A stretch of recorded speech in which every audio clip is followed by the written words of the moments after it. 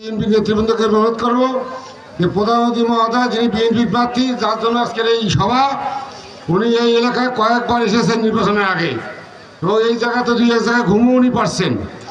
উনি ঘুম পাড়া আসা যাওয়ার মধ্য দিয়ে উনি এই এলাকাটা কেমন, কোথায় নদী ভাঙ্গা, কোথায় বাদ দিতে হবে, কোথায় বস্তা বাদ করতে হবে, কোথায় মানুষের উন্নয়ন করতে হবে, কী যে দুঃখ দুর্দশা, এটা উনি সচক্ষে উনি দেখেছেন।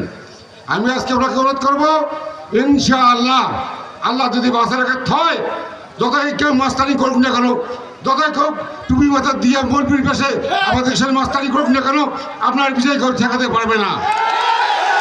আমরা আমাদের নেতা পার্টির চেয়ারম্যান জনাব তারেক রহমান বলেছেন, আমরা শান্তি চাই, শান্তি চাই।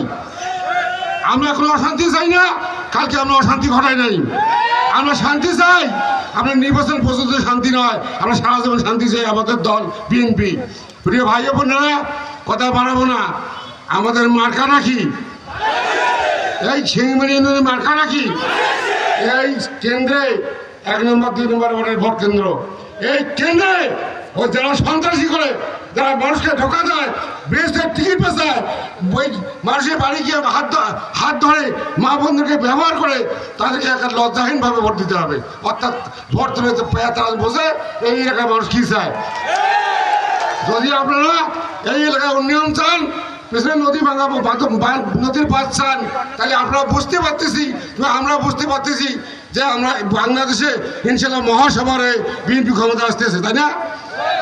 আফজাল ভাই একটু আগে আমাকে একটা পোস্ট দেখাচ্ছে, পোস্ট আমাদের পোস্টে এই ফেসবুকে দিছে, জামাতের আমির, কেন্দ্রীয় আমির বলছে যে তারেক রহমান থামান, উনি যদি এইভাবে ঘুরি বেড়াতে ভোট তো শেষ হয়ে গেল।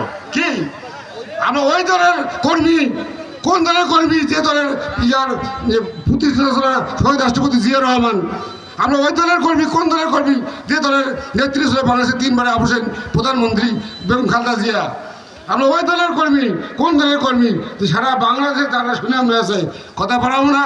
প্রিয় ভাই ও বোনেরা, সম্মানিত আমার এলাকাবাসী, সবাইকে অনুরোধ করবো, আর এই এলাকায় হয়তো অনেকে যাওয়া আসা হবে না, তবে ভোট চাই, সম্মানজনক ভোট চাই। ওই নারায়ণ বাড়ি করে 200-100 করে জিতলে হবে না। গতকাল তারা যে তাণ্ডব চালাইছে, হাতিবাল নাই, যে ঘটনা করেছে, শক্তি আমাদের নাই। মোশাররফ ভাই একাই মানে 1000, কোয়েল আফজাল ভাই, আমরা জয়নাল মোতালেবেরা, আমরা কি মানুষ না অন্য কিছু? আমাদের লোকবল নাই, আমরা কিছুই করি নাই। আমাদের নেতা বলছে দেশে প্রত্যাবর্তন করার দিন উনি বলছেন, তারেক রহমান দেশে আসিয়া যে আমরা শান্তি চাই, শান্তি চাই। আমরা আজও শান্তি চাই, পরে শান্তি চাই। আমি আর কথা না বাড়িয়ে, আজকে অতিথিবৃন্দ আমাদের মাঝে এসেছেন, সবার মঙ্গল কামনা করে সকলকে ধন্যবাদ জানিয়ে, যেনারা মা বোনেরা আসছেন সবাই আজকে বাড়িতে গিয়ে এখন থেকে ধানের শীষ, ঠিক আছে? 12 তারিখ ভোট বড়রা না হওয়া পর্যন্ত ধানের শীষ। তাই না? যত আমাদের প্রতি নির্যাতন করা হবে, অন্যায় করা হবে, ততই আমাদের শক্তি বাড়বে ইনশাল্লাহ। গতকাল থেকে আমরা খেয়াল করছি, কাজী মোশাররফ ভাই এত বৃদ্ধ মানুষ, মানে উনি আমাদের বর্ষ মানুষ, আফজাল ভাই সহ হাতিবান্ধা বন্দরে মোশাররফ ভাইয়ের উপরে কোনো লোক নাই। মোশাররফ ভাইয়ের উপরে হাতিবান্ধা কোনো লোক নাই। কাল মোশাররফ ভাই আমার থামাইছে, ভাই শান্ত থাকো। যদি আফজাল ভাই মোশাররফ ভাইয়ের কাছে বলতো যা আমার তাই হতো কালকে, কে? কিন্তু আমরা হতে দেয়নি, মোশাররফ ভাই হতে দেয়নি। আমি কথা না পারিয়ে সবার মঙ্গল কামনা করে, ধানের শীষের বিজয় কামনা করে সবাইকে আরেকবার বলবো যে আপনারা সবাই আগামী 12 তারিখে কেন্দ্রে গিয়ে ধানের শীষ ভোট দিয়ে আমাদের প্রার্থীকে বিজয়ী করবেন।